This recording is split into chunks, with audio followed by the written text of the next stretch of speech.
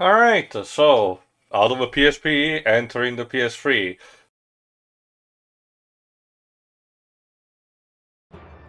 So, while the rest of the Trinity languished, Insomniac decided instead to keep going despite doing Resistance and continue properly Ratchet Clank.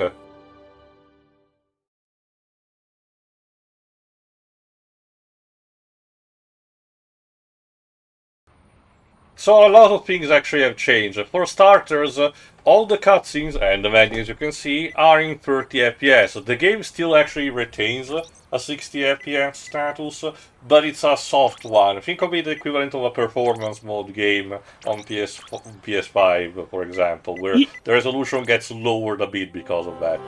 But all in due time, so let's begin properly back in Metropolis. Horizontal stabilizers. Check.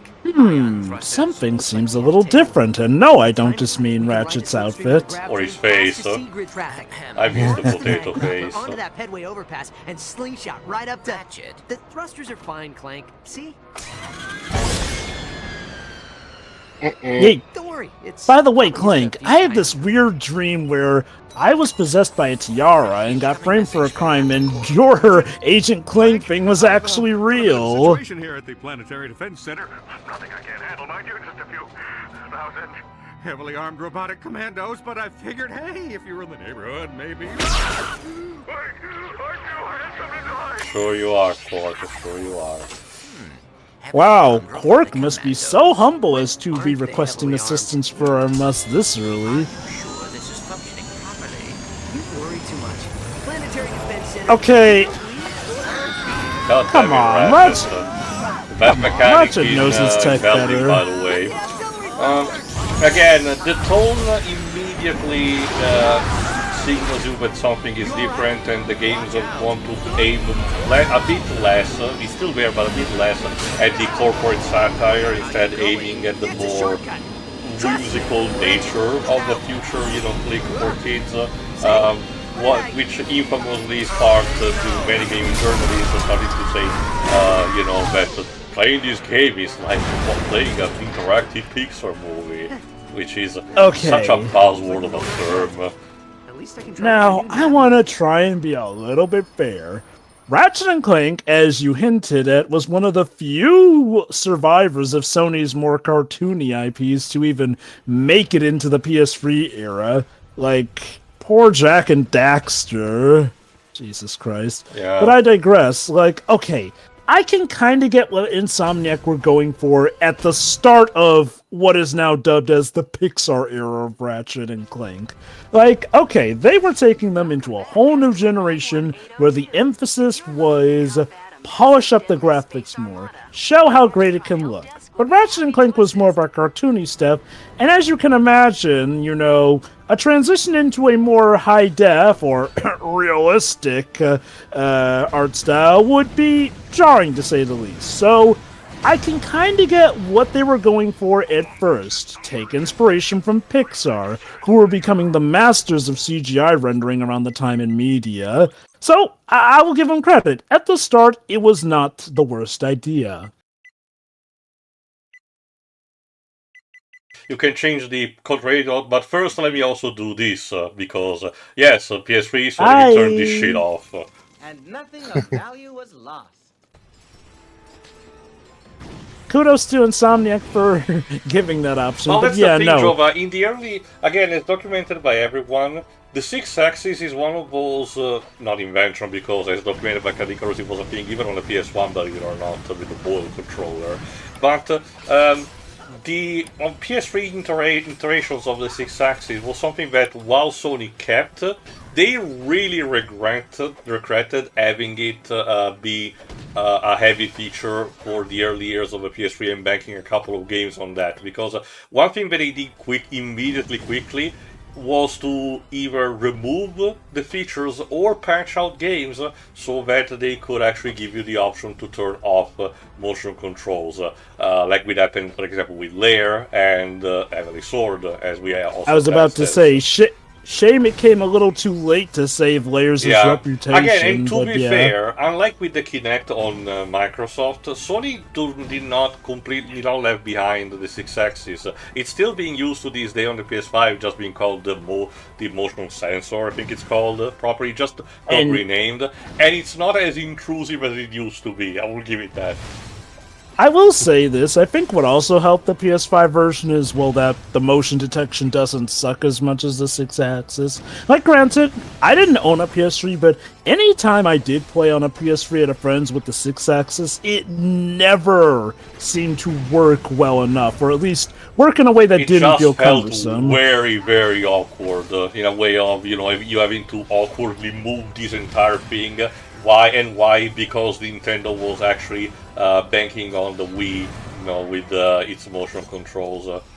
Like, Naughty Dog had the right idea with toning down its uses in Uncharted, which does make me wonder, like, Naughty Dog seemed to be, like, one of the few companies who pretty much did the transition from cartoony to more realistic IPs with grace instead of having to be forced into it like a lot of other companies did, which makes me wonder if Sony, for the most part, gave Naughty Dog more leeway with mandates overall. That's a topic that I don't want to touch right now, but we'll have, an occasional later. Yeah. Me personally, from what I can remember, in terms of how well graphically PS3 games have aged, games like this have tended to age better. And even so, as you will see later, some of the faces sometimes weird into Uncanny Valley. Also, because again it's the PS3, now we need to have a more dynamic type of camera and, epic set pieces compared to the PS2 era. That's a good transition to bring me back to my point on the Pixar era of Ratchet and Clank. I get what they were going for. Use Pixar as a reference because that's a good way to use CGI while also still looking good in this new age of high-def graphics and whatnot. The problem, I think, is that they latched onto it for a little bit long since that's more or less what they stuck with. Now, this isn't bad for all the characters, also set piece with the building crumbling. Yeah, like I said, the PS3 era demanded this kind of, look how epic this is! The issue I have with the Pixar era is, like, again, they stuck with these designs, even beyond the point that they really needed to, and they also took some of the comedic cues. Now, that's, again, not inherently bad. Pixar themselves have done some arguably more grown-up films, like Incredibles, essentially, but let's just say they went with the more childish side of Pixar, especially with the humor. That's the thing, Joe, but my problem is that that statement from journalists seems so arbitrarily because they only use it to describe this particular franchise. Sonic never got called like that for the modern era, and I'm pretty sure... No, Sonic got called a bunch of other things. Well, okay. I get that, I understand what you mean, and I agree with what you think, Graves. But my point being, by their logic, any of the game of the Trinity or a game that has a solid foundation, with a more cartoony art style, transitioning towards the HD era should have been labeled like that. But no, only this needs to get called like that, and it pisses me off to no end. To Sonic's credit, he was actually talked about the Pixar comparisons for Unleashed, but Unleashed only because they kind of ditched... Well, okay, it's not so much that they ditched the design, but we never saw the humans after Unleashed. The humans were the main point of Pixar comparison, and by the time of Sonic X Shadow Generations, we've moved back to more of an anime style since humans now have more proper proportions, which honestly I prefer. Like, I've made it no secret. I know a lot of people love the looks of humans in Unleashed, but I never did. I feel like... Again, the design to me was irrelevant. It was more like the lack of consistency. Not necessarily in how it looked, but also in relation to previous games. Thankfully, now it seems like we're moving to Sonic having more consistency, which, shockingly, apparently to some people is now a problem, but that's a whole nother talk for another day. Speaking of Ratchet and Clank, though, is like, I think the art style worked for its time, but in hindsight, it has become... I'm not sure if dated's the right term. It's like, people liked the design philosophy, but I think we were expecting it to be more of a transition rather than just the status quo. or at the very least a proof of concept on the matter. And honestly, at the end of the day, I don't even mind it too much. This game is, unfortunately, you know, that I can be labeling that as a transitioning piece because, again, like I said, Ratchet's face a lot of times veer into the Uncanny Valley. Sometimes Quark's too, you'll be able to see, but mostly Ratchet's.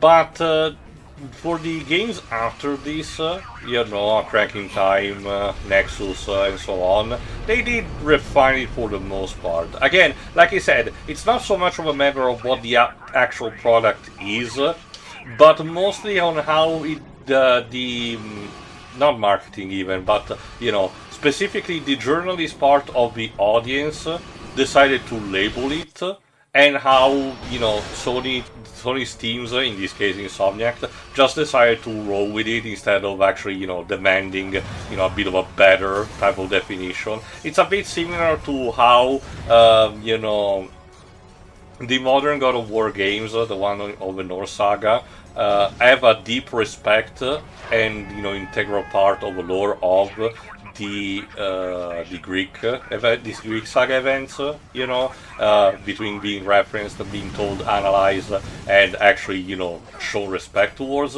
But gaming journalists seem to want to be deadly intent on keep saying, "Oh, finally, Kratos is allowed to be grown up." Same journalists, by the way, that actually gave those previous games very high scores. So again, it's the frustrating part of gaming journalism that I really wish would be changed at one point. I feel like some gaming journalism has gotten better these days, but there are still some of those guys who do it for stuff. But as for Sony's teams going along with the whole Pixar thing for Ratchet and Clank, part of me wonders if that was a mandate from Sony as a way to show, no, look, guys, even though we're doing more adult stuff, look, no, we're still doing not just that, cartoony and Joe, it's also kid-friendly more stuff. it's more of a fact of, oh, it actually boosts the marketing because it's these people saying, you know, we might as well give it a, you know, try. Look at Ratchet's face, oh my god. Well, I mean, considering it didn't take Xbox long for them to stop doing these kinds of games on the 360. PlayStation and Nintendo had a lot more wiggle room. Okay, to be fair, Microsoft's identity was never tied to cartoony platformers as much as, say, Nintendo or Sony's were at the start. Give me just a second. Yeah, I think you mentioned this. There's a localization tree to mention. Pretty quiet. Where's Quark? Greetings, citizen. I'm away from my post at the Planetary Defense Center. Please enter the number that best describes your emergency. If you are being attacked by radioactive amoeboids, please press 1.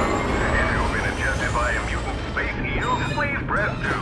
If your city is being attacked by a massive deadly space armada, please press 3. Yeah, about that last bit, apparently from what I've seen, I haven't actually heard about it, but apparently the Spanish dub, both the European and Latin American one, keeps the line as it is instead of, you know, switching around and say for English, press number 4, which would be the natural conclusion.